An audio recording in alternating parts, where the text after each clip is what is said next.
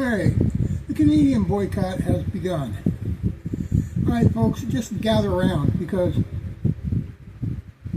apparently we've hit the part of 2026 where Canadians are now boycotting U.S. cars. Yep, not just cheese, not just road trips or Target trips, but Detroit in turn in the penalty box. And honestly, you can't even blame people for the years straight we've had.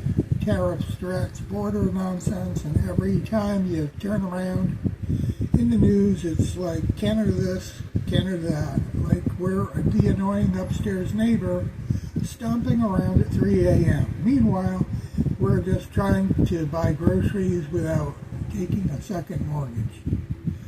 So now, Canadians are looking at U.S. cars and going, maybe not.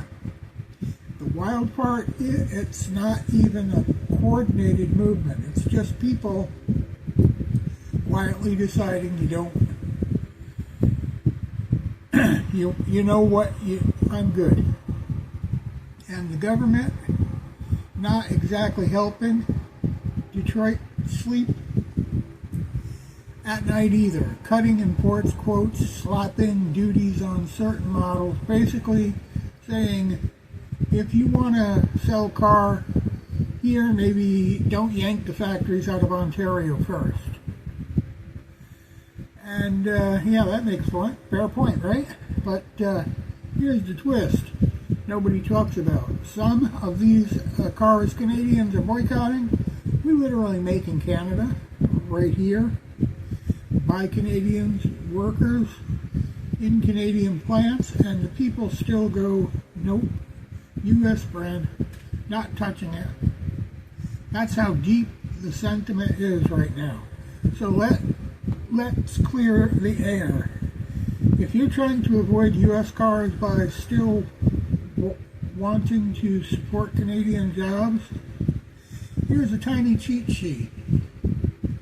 Okay, American brands that are actually built in Canada. The Chrysler 300 is built in Brampton, Ontario. The Dodge Charger is built in Brampton, Ontario, as is the Dodge Challenger. The Ford Edge, Oakville, Ontario. The Lincoln Nautilus in Oakville, Ontario. These are the American brands, sure, but they are built by Canadian hands in Canadian factories feeding Canadian paychecks. So if you're boycotting U.S. cars to make a point, cool. But don't accidentally boycott your neighbor's job while you're doing it. Honestly, this whole thing is just another chapter in the great North American divorce.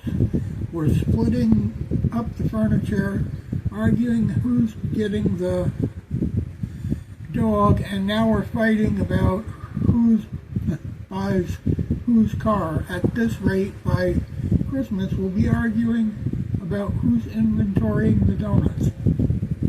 Anyway, that's the state of things. The boycott's real, it's growing, and it's hitting the auto industry now. Just make sure you know which car are actually theirs, and when ones are secretly ours. Like, follow, and subscribe. We'll be back with more. Have a good day.